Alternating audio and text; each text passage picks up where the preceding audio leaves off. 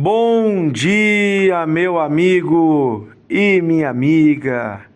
Deus abençoe você nesta nova jornada, nesse novo dia, neste novo ano. Estamos iniciando hoje aqui, um novo ciclo de devocionais de fé. Quero iniciar com você hoje uma nova jornada na Bíblia e te convidar a fazer essa jornada junto comigo na leitura do livro de Atos.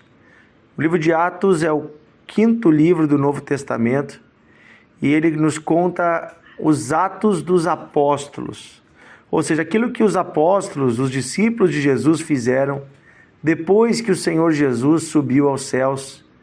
Também é chamado de Atos da Igreja, também é chamado de Atos do Espírito Santo, porque toda esta obra agora é realizada pelo Espírito de Deus, atuando no interior do homem. O livro de Atos foi escrito por Lucas, um dos discípulos que o apóstolo Paulo desenvolveu no decorrer da sua caminhada. E este Lucas, ele também escreveu o Evangelho de Lucas. Depois de uma minuciosa pesquisa, ele escreve depois também, então, o livro dos Atos dos Apóstolos. E este livro nos ensina grandes lições. E eu quero ir meditando nele junto com você. Hoje eu quero ler os primeiros 5 versículos do livro de Atos. E você pode ir lendo esse livro junto comigo. E também, se você quiser ir lendo um pouco mais, ler o capítulo todo, você pode ler. Amanhã nós vamos seguir nesta leitura, lendo, meditando e aprendendo lições a partir desse texto. Então vamos lá, Atos capítulo 1, versículo 1 em diante. Diz assim: Escrevi o primeiro livro, ó Teófilo, relatando todas as coisas que Jesus começou a fazer e a ensinar, até o dia em que, depois de haver dado mandamentos por intermédio do Espírito Santo aos apóstolos que escolhera, foi elevado às alturas.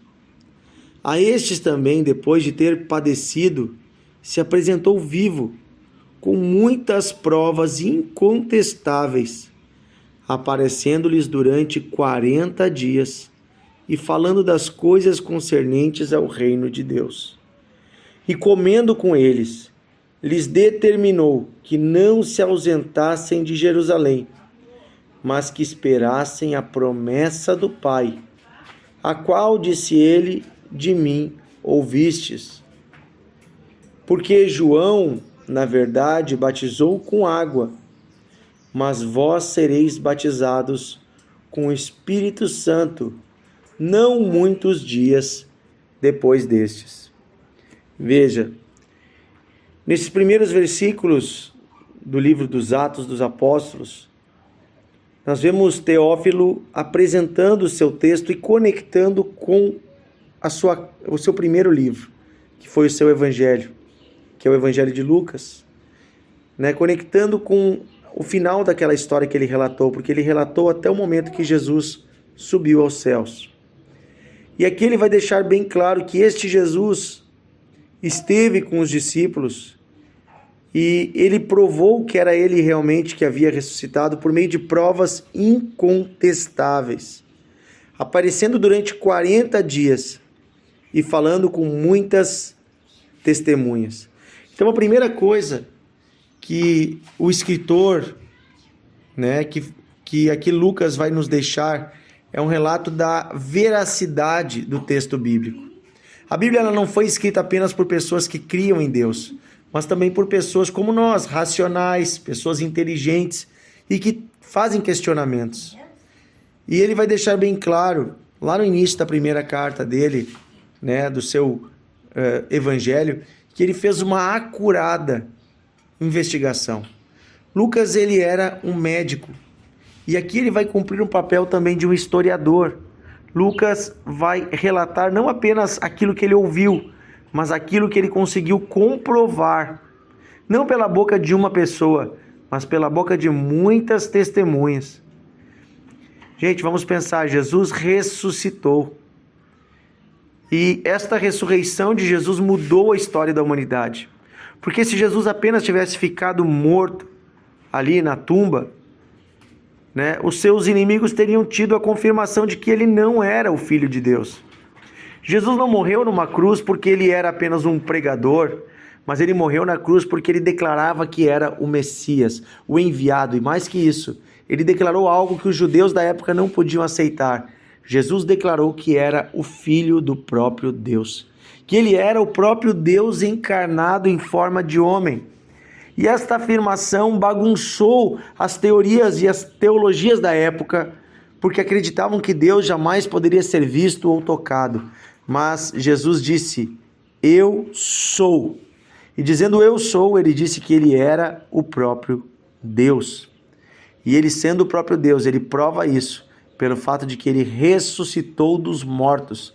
E ele não ressuscitou apenas como alguns homens daquela época foram ressuscitados por ele mesmo, para depois morrer quando envelhecessem. Jesus ressuscitou para viver eternamente. E ele provou que era ele, mostrando a sua mão furada, mostrando o seu lado machucado, mas ele estava vivo de forma física, porque ele comeu com eles.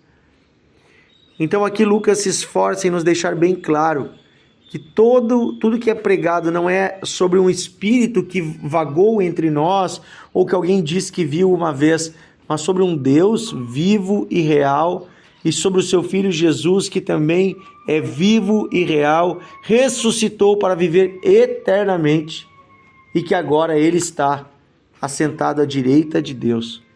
E esse Jesus, quando esteve com os discípulos, disse para eles não se ausentarem da cidade de Jerusalém, porque havia uma promessa do Pai que se cumpriria sobre os homens.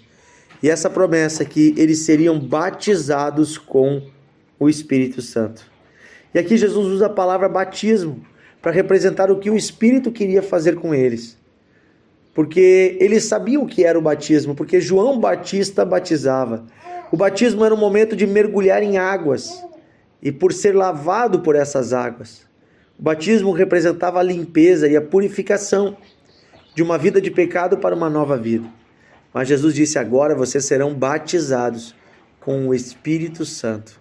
Ou seja, o Espírito de Deus que me gerou no ventre de Maria, o Espírito de Deus que veio à terra e se manifestou através da minha vida, esse mesmo Espírito vai agora habitar em vocês, vai inundar a vida de vocês por meio do batismo, o batismo no Espírito Santo. Então, Atos começa lembrando que toda a história de Jesus é uma história verídica, é uma história real, com provas incontestáveis, com testemunhos de pessoas que deram a vida pelo anúncio de que Jesus ressuscitou. Jesus não ressuscitou de forma alegórica, vivendo em nossos corações. Jesus ressuscitou fisicamente. E da mesma forma, a promessa do Espírito Santo não é uma alegoria, mas é uma promessa real e que se cumpre fisicamente. Deus vem habitar em nós, os que queremos. E isto tudo acontece de uma forma real, de uma forma transformadora da vida daqueles que o recebem. Vamos orar hoje, recebendo a palavra de Deus como verdade. Vamos orar hoje, recebendo o testemunho dos discípulos, dos apóstolos como verdade. Porque o Evangelho não é apenas uma boa história, ele é a verdade de fatos reais que se cumpriram e que continuam se cumprindo na vida daqueles que creem em Cristo. Senhor, obrigado pela tua boa palavra, que chegou até nós por meio de testemunhos de homens fiéis, que guardaram esse testemunho, que escreveram o que aconteceu, entre eles Lucas. E obrigado porque o Senhor continua agindo no meio da igreja. Obrigado porque ainda hoje tu continua enviando o teu Espírito Santo e transformando de forma real vidas que são impactadas pela tua presença. Pai, nós pedimos hoje, dá-nos a dimensão da realidade da tua palavra, de que ela não é apenas uma teoria, mas ela é algo real, algo que se concretiza no mundo físico e que transforma vidas de uma forma contundente, de uma forma real aqui nessa terra. Que possamos não apenas crer, mas viver pela tua palavra, obedecendo e anunciando a este mundo, a esta geração, a verdade. É o que pedimos, Pai, em nome de Jesus. Amém e amém. Que Deus abençoe você e que a fé na palavra de Deus cresça no seu coração. Amanhã estaremos juntos, meditando um pouco mais no livro de Atos.